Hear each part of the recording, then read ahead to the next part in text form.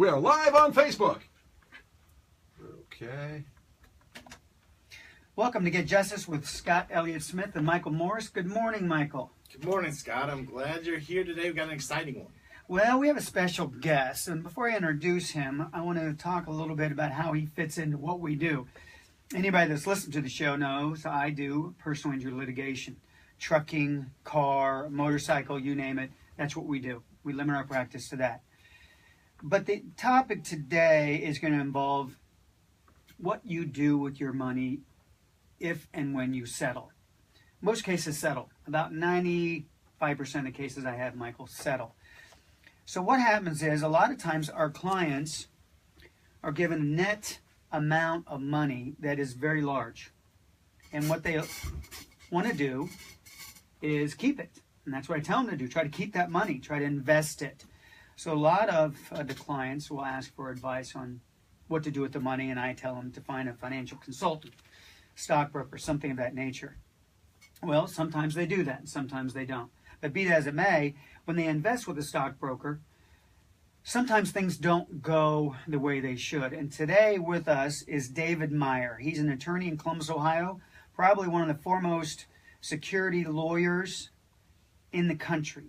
And David's here to talk to us a little bit about what happens when your stockbroker doesn't take care of you like he should. Hi, David. How are you? I'm great, Scott. Good to be here.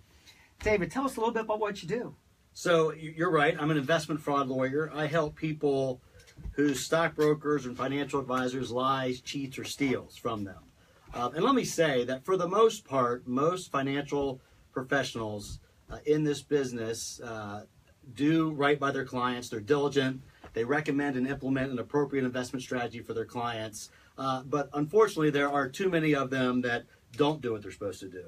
So my role as an investment fraud lawyer, I see it as a two-part role. I do a lot of speaking to retirees and investment groups and things like this to get the word out, to try to educate people on what to do to minimize the chance they ever have a problem. I mean, my best case scenario is no one ever has to call me, because if they never get into problems, then they don't need a lawyer like me. But sometimes bad things happen to good people, and if their financial advisor lies, cheats, or steals, then that's where I come in to try to recover those investment losses. But there are a lot of basic things that people can do, and I do get a lot of, I know there are a lot of individual investors who receive a lump sum money from a personal injury claim, maybe an inheritance, and they don't have any experience with that. They might be the first time they've seen a large chunk of money, so they don't have just somewhere to automatically go. They don't have a whole school of investment advisors working for them like the uber wealthy do. So they need help. So they go online, they look for an investment advisor, and if you type in, financial advisor Columbus, Ohio, you're going to get hundreds of pages of folks, and it's hard to sift through that to figure out, who might be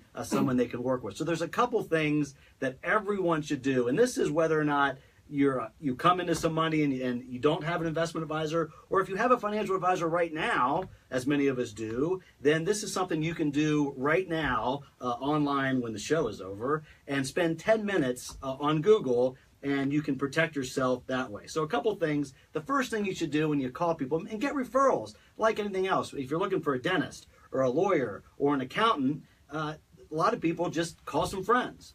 So look to people you trust and that you love, and say, who are you working with? Do you have a financial advisor that you like, that you trust? So you get a couple names, and then sit down and meet them. I am amazed on how many people contact my office every week who have invested their life savings with a financial advisor whom they've never met. Because a lot of financial advisors around the country will cold call. So they smile and dial, and they get people, and typically they target retirees, people who may be living alone, who may like someone to talk to. So oftentimes people, maybe elderly people more than anyone, will just hand over their life savings to people they've never met. So what I say is, make sure you meet the person face to face. Go to their office. Make sure they have an office. If they don't have an office, or have a really dumpy office, is that someone that you really want to entrust your life savings to? And that doesn't take a lot of time and effort. And then ask them, are you employed by a brokerage firm? Because you cannot sell investments or securities unless you're licensed or registered. And there's a lot of detail behind all this, but there's some basic questions you need to ask. Hey, first of all, do you have an office? Where do you work? Whom do you work for? Do you work for a brokerage firm? And if they work for a brokerage firm, then you could go online right then and get their, it's called a CRD report. It's basically it's an electronic report that details the employment history, the disciplinary history, the license history of everybody. And I will tell you, I know you can't do that for lawyers. I don't think you can do that for doctors. If you want to look to see if any lawyer that you may be hiring has ever been named in a lawsuit, I don't think that's information that's publicly available. And certainly I don't think that's so for doctors. So the financial services industry is highly regulated. So it's great news that all of us, before we hire a financial advisor, we can go online and look up their records. So you need to get their CRD number. CRD stands for Central Registration Depository. All you need to know is you go to brokercheck.org. Brokercheck.org, and it's an easy to use online system. You can do it in your pajamas, and you can go and you type in the name, the CRD number, and the employer if you know it, and it pulls up the name of your broker, where they've worked, where they work now, if there's ever been any disciplinary history, if there's ever been any complaints filed by customers of them who have hired lawyers like me. And you can do all that in the comfort of your own home. And you might see that the person might have 5 or 10 complaints, or they might have been disbarred and not permitted to sell securities. You obviously don't want to work for anyone who no longer has a license. But I get calls all the time from folks who invested with somebody who is no longer licensed. In fact, we can talk about this, but there's a criminal indictment filed just last week against an unlicensed advisor who works not too far from this studio, who just got indicted criminally for selling securities without a license. And if anyone would have looked before then, before investing, they would have seen that that person wasn't licensed. So that's the first thing they need to do is after you go to their office, you find out where they work, and you pull their CRD report and find out their history. David, well, you take a breath there. Thank you for that great information. I'm glad that David's here, but I want him to come out of his shell, and I want him to be excited about what he's talking about. And if you could just do that the next time you're talking, that would be fantastic. Well, I've been doing this every day for 20 years. It's hard to tell. When I get these calls from people who have lost their life savings, I mean, every Monday morning when I come to work, I say to everyone in my office, there's no way we're going to receive a call as devastating and heartbreaking as we did last week, and we do. So whatever I can do, and anyone that will listen and let me talk to them about things they can do to prevent this from happening, then all the better. Well, David, tell us about you've got your financial advisor and you've invested your money, and turns out he or she has lied, cheated, or stolen. And most people don't know that there are lawyers like you out there. So I imagine they have to Google and find you, and I'm sure you're available if they Google you. And they come to you. What can you do for them? Well, so there is a process to recover losses caused by investment fraud. But let me take a step back, because there are things you can do to minimize the chance that even if you're with somebody who may have a bad history and you don't know it, before you incur those losses, there are some red flags. And so if you know these red flags, maybe you can avoid even becoming a victim of investment fraud and not having to call a lawyer like me. You need to make sure you get monthly statements. If you've invested money, you need to get account statements. And those account statements need to come from a legitimate company. They shouldn't come from John Doe Investments out of the back of a garage. They need to have a brokerage firm or what's called a clearing firm name that you should recognize. And you can do a little bit of research about that. You need to have monthly statements. They need to make sense. I'm not saying that if you have a 15-page statement that you have to understand every purchase, every trade, every dividend. Most people, when they get their statement, they look at the top left. They see a graph of money going up or money going down. But you need to do basically a fly speck through the statement and make sure you understand what you have. If you're getting a flurry of confirmations, when a stock or a security is bought and sold, you get what used to be you get in the mail, now you get via email. If you're getting stacks and stacks of what are called trade confirmations, that's probably silly, and it's probably not in your best interest. If you're having trouble getting a hold of your broker, if you call them and they don't call you back, those are things to raise a red flag. So those are some examples of some things that you can look out for. Make sure you understand what's in your account. Make sure you're working with a real brokerage firm, because I will tell you, the number one problem with people that call me that have lost money as a result of investment fraud, they have to be working with either an unregistered broker or they work with a brokerage firm, unbeknownst to them, that's tiny, that doesn't have any money. So even if they have a great claim on liability, that I may not be able to help them because the brokerage firm may be too small. So there are plenty of great financial advisors that work for large companies, the Merrill Lynch's, the Raymond James, the LPLs, and there's many of them, but there are hundreds and hundreds of brokerage firms that are so tiny. Could you imagine investing your life savings with a brokerage firm that might only have like $20,000 extra in their pocket, in their bank account to pay for claims? There's no requirement in the securities industries that these brokerage firms have insurance. So a brokerage firm or a broker could be managing millions of dollars of client money and have no insurance. And guys like me, lawyers like me, are trying to fix that. And most people think that, oh, the statement says they're a member of SIPC, S-I-P-C. SIPC does not provide any coverage or insurance for bad investment advice. The coverage of SIPC that everybody sees on their statements, on the websites, gives, in my opinion, gives investors a false sense of protection. I have never, ever, in 1,000 cases I've handled, ever had my clients recover money from the SIPC government fund. So again, those are things to watch out for. But if, unfortunately, you become a victim of investment fraud, the first thing to understand is, what I see a lot in my practice is people internalize it. They blame themselves. I should have known better. I should have known that this broker had a bad history, or I should have known that these investments were inappropriate. Most folks who hire a full-service broker to entrust them with their life savings, they don't have the experience, they don't have the background. They may have worked at a factory for 30 years. They may have just come in a personal injury settlement and have no finance background. We trust our professionals to do their job. When I go to my accountant, I don't really know what he's doing to do my taxes. I trust that my tax returns are right. I trust when my doctor says, take this white pill and you're going to need this surgery, then I believe him. And so we trust. Life's complicated, right? There's a lot of things going on, and we trust people that appear to have the experience and the expertise, and there's nothing wrong with trusting people with your money who have the supposed expertise to do it. So you need to understand that if you suffer losses, if you believe there's something wrong in your account, you should contact a securities fraud lawyer. And it's different. The one thing most people don't know about this business is, if you have a problem with the stockbroker, you cannot go to your local courthouse and file a lawsuit. Because when all of us, and most people don't know this, but when all of us open an account with a brokerage firm, there's some new account documents. And it's probably like 10 pages, and people don't read the back because it's small print.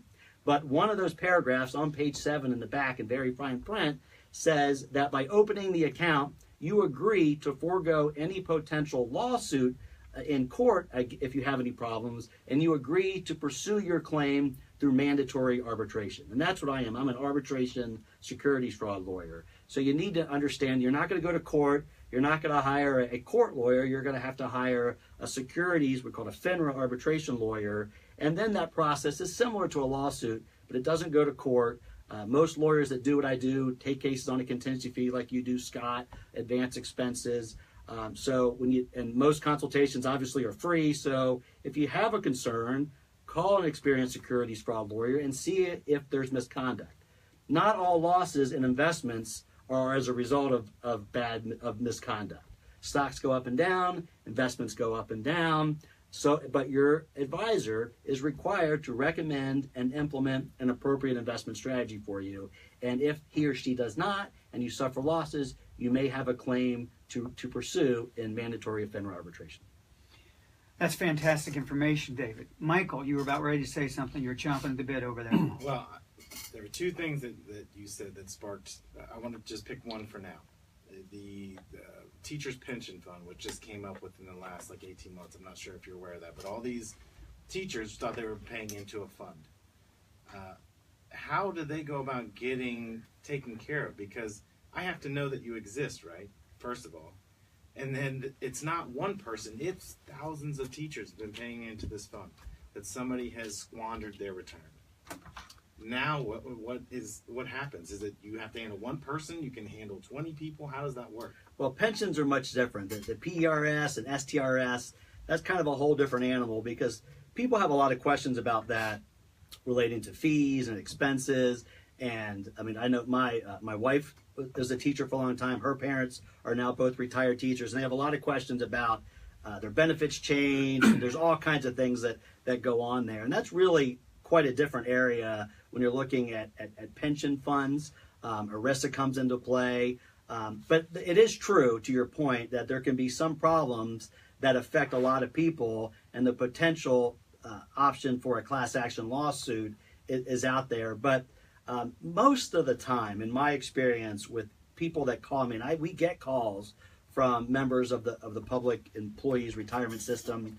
Usually they're questions that it's complicated and they just don't understand what they're getting. They don't understand the nature of any changes. And what I have found is the folks over there at PRS and STRS, if you call over there, they're very good about walking through and answering those questions. But to your point though, there is a potential, I mean, outside of just that particular question, if there are members of pension funds who believe that the folks that are charged with a fiduciary duty to properly manage that fund, if there's a problem, there is an option for a class action lawsuit, and that is actually outside of the arbitration process. Well, part two of that was, Scott and I talk about this all the time, because one of my favorite things to watch is The Big Short. I've watched that 100,000 times. I'm sure you've seen that. I have. So when I'm learning about tranches and all these other things, I'm looking at this and saying, you're buying bad stock, and you know you're buying it. It's hot potato, who has it last. How did those people get compensation that lost everything? I mean, they're putting everything in. They're saying, we're going to guarantee these returns. Now they've lost it, and the economy slides. So that's the subprime nightmare. And I think the best way to address that is to make sure people understand that 99% of us don't need to ever have to deal with any of that stuff. There's no reason any of us, 99% of America, needs to be buying tranches of subprime loans, these sophisticated hedge fund products. Most of us should have a well-diversified portfolio of stocks, mutual funds, ETFs. We don't need to be getting into illiquid real estate investment trusts, tenants in common. I mean, all those kind of complicated products are usually very illiquid, very expensive, and very risky.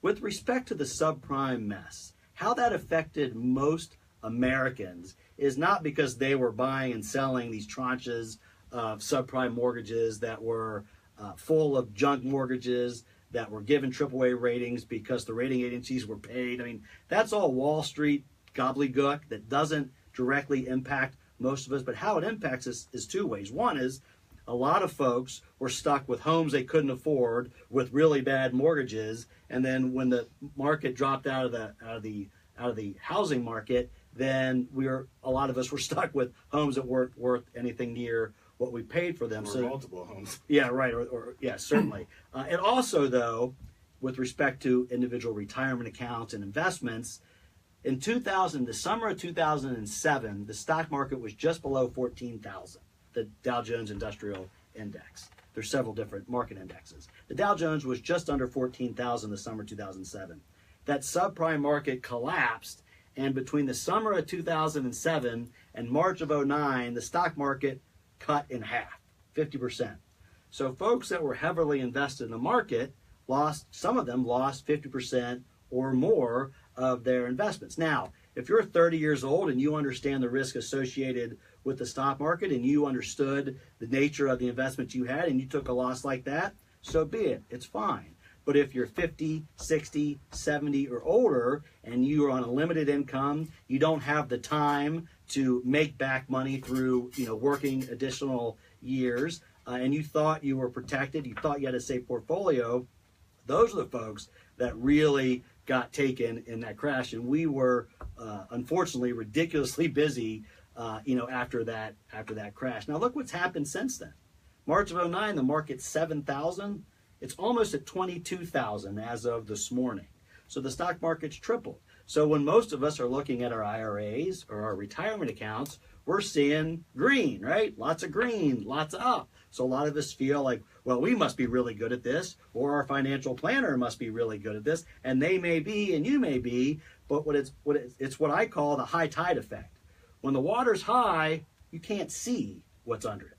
So there may be some nice fish floating around under the high tide, or there might be some nasty sharks under there. And unfortunately, sometimes it's not until the tide goes down that the bad things are exposed. So my advice is, just because you see green and you see up and you see more money in your account than you did in the prior quarter, doesn't mean that everything is kosher. It just means that you're making money.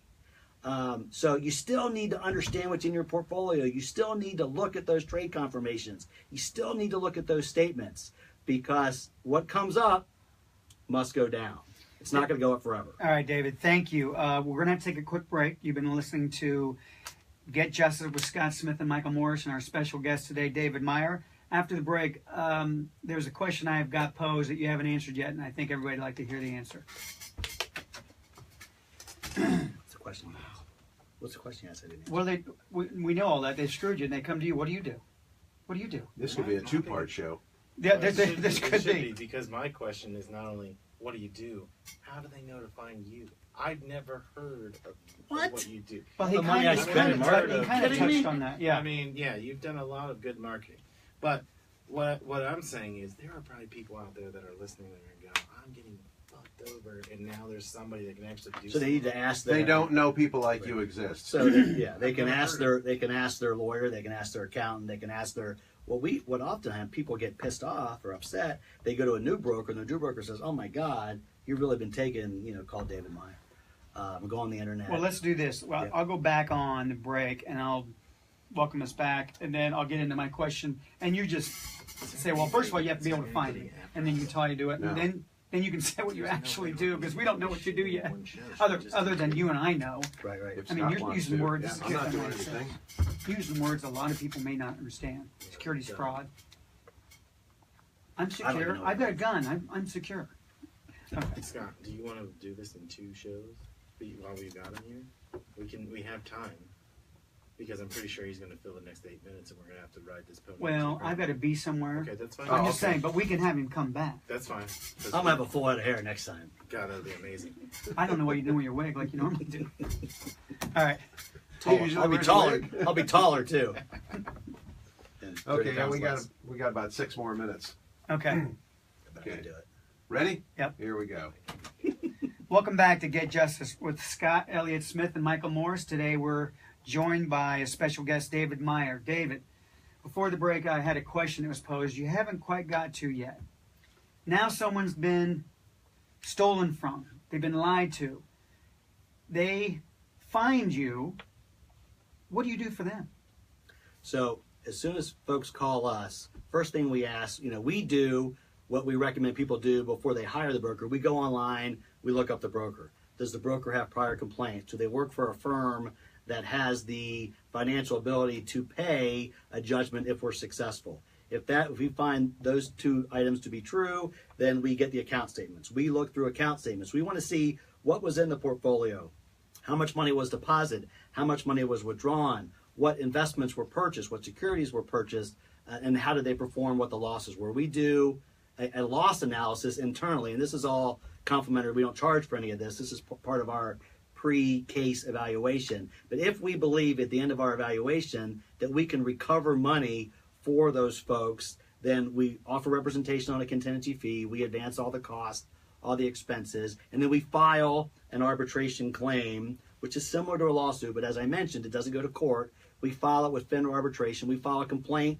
against the brokerage firm for the losses suffered by the client, and we also request additional damages for attorney's fees, punitive damages if the case is appropriate, and then the case goes through the FINRA arbitration process. It's about a 12 to 15 month process, which from your experience, I know, Scott, you will say that's pretty quick. Most court cases these days take much longer. But similar to court cases, most of our cases settle prior to the final hearing. 90% of our cases usually settle within that 12 to 14 months. If it does go to a final hearing, which is similar to a trial, it's done in a conference room, it's done locally here in front of a panel of 3 arbitrators that the lawyers select through a selection process, a ranking process. We have a little trial. You have opening statements, you have direct examination, cross-examination, closing arguments, and then the arbitration panel within 30 days issues a final decision. The good news, if you win, about the FINRA arbitration process, most decisions are final and binding and non-appealable. So if you get an award against a brokerage firm and they have the ability to pay, you will get your money back within 30 days, or I can actually shut the firm down. I can actually shut the firm down if they don't pay, unless they file an appeal. But there's very narrow grounds for appeal. So these cases, 12 to 15 months through the FINRA arbitration process. The key, though, about this is this is a very narrow, specialized practice of the law, and there's not a lot of lawyers that practice investment fraud work against brokerage firms. So you need to do your diligence. And I suggest if you have a problem like this, you go through the same process I recommend for looking for a broker. Ask if you have a family lawyer or a personal injury lawyer, or you have an accountant, or you might have a new broker. If you're upset with your old broker, you go to a new one. Say, hey, I need an investment fraud lawyer. Do you have any recommendations? You can go online. But you just got to do your homework and make sure that just because somebody has a website that says they do this work, make sure they have experience of 10 and 20 years representing investors against brokerage firms, that get results and knows what they're doing. Dave, we're running up to the end of the show, but before we leave, tell everyone how they can find you, maybe a website and a physical address. So our website is www.investorclaims.com. That's investorclaims.com. My law firm name is Meyer Wilson, and we're at 1320 Dublin Road here in Columbus.